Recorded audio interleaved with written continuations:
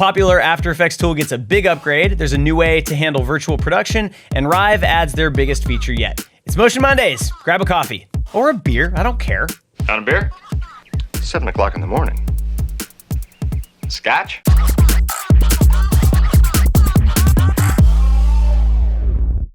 A couple of years ago, one of our most popular videos was a review of a new tool for After Effects called Skew. Well, Skew Pro just dropped, and it's taken After Effects timeline manipulation to a whole new level. This clever plugin gives you an entirely new timeline interface to work with, packed with features we all wish were built into After Effects. You can offset keyframes using a smooth and very clever interface. You can distribute keyframes and layers using easing curves, and you can even paint keyframes into position like you're using Photoshop's liquify tool. Select every nth keyframe and randomize layers and keyframes with ease. If you're dealing with complex animations featuring lots of layers and keyframes, Skew Pro could save you hours of work. It's currently 10% off for launch, so check out Good Boy Ninja's site for the full rundown. This is honestly one of the most thoughtfully designed plugins I've ever seen for After Effects. Here's a clever twist on virtual production from the company Latency. Their new Cybergaffer system lets you achieve LED volume style results without the actual LED volume. Instead, you use a traditional blue or green screen setup combined with calibrated lights that talk directly to Unreal Engine. As you move through your virtual scene, physical lights automatically adjust to match your background, making compositing way more believable.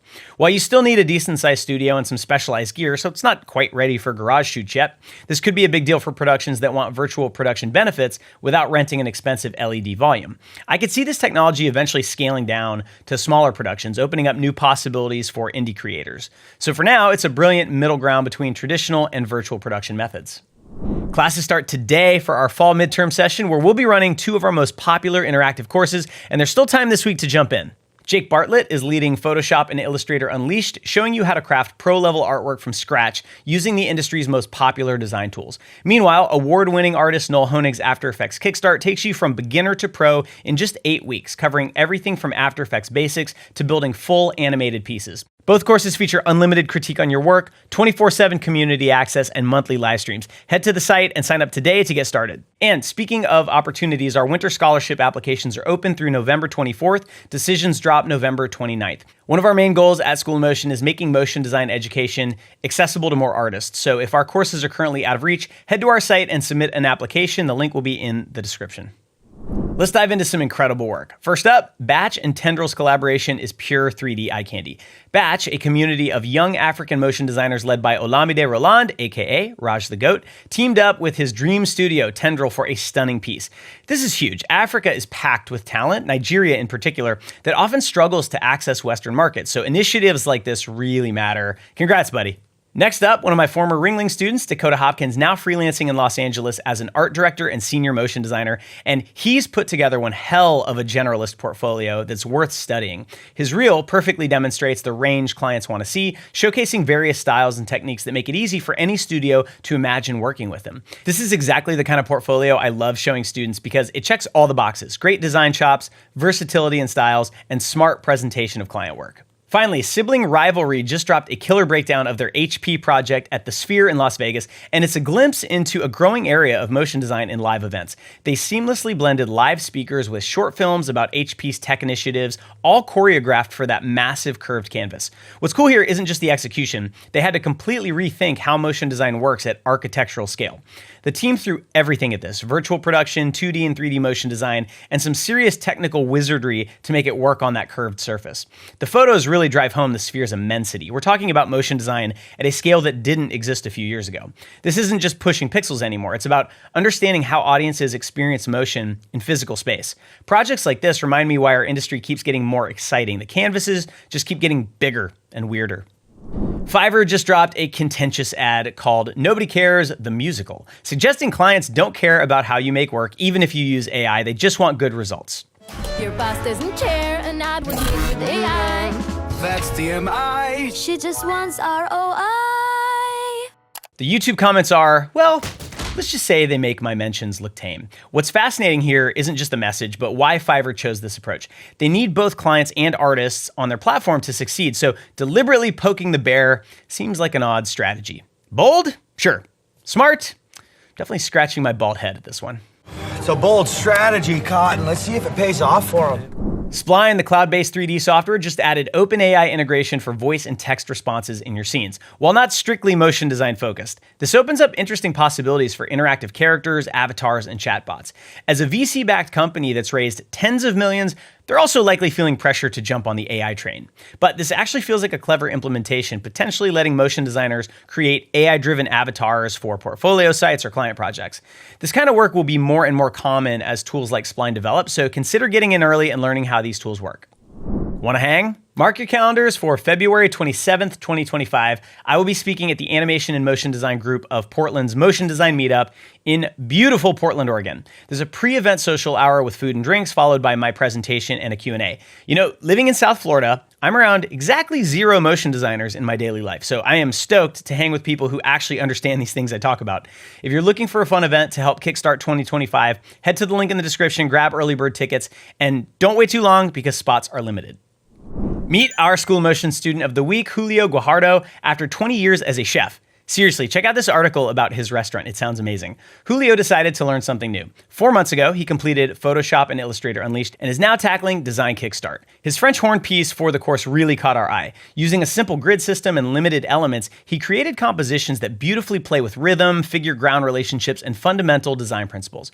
What's particularly impressive is how quickly he's adapted to visual design. Those decades of plating beautiful dishes clearly trained his eye for composition. So congrats, Julio. We can't wait to see what you cook up next.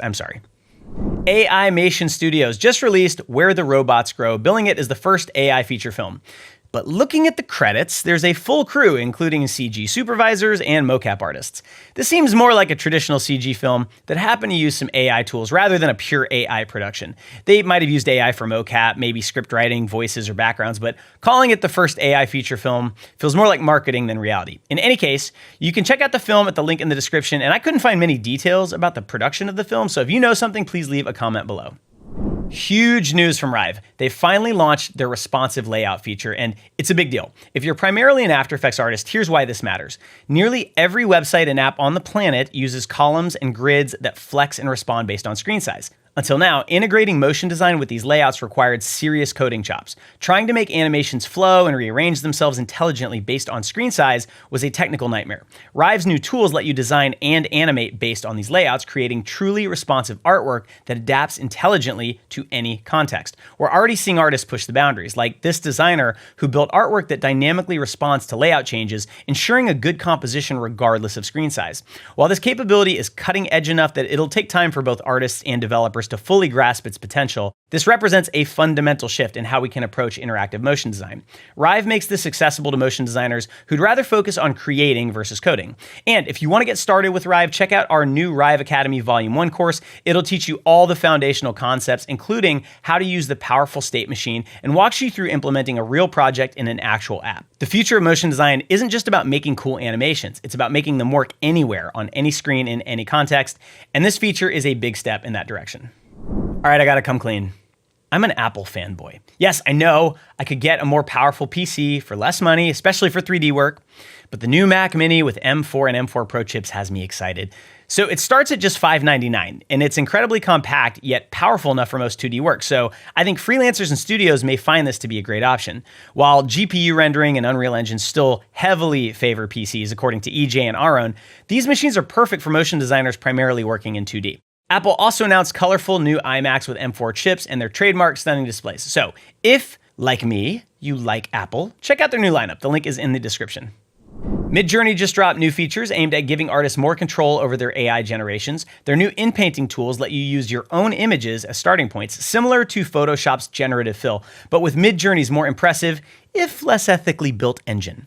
They've also added retexturing, which maintains image structure while completely changing styles. While there's still plenty of AI weirdness, studios and artists are already incorporating these tools into their workflows.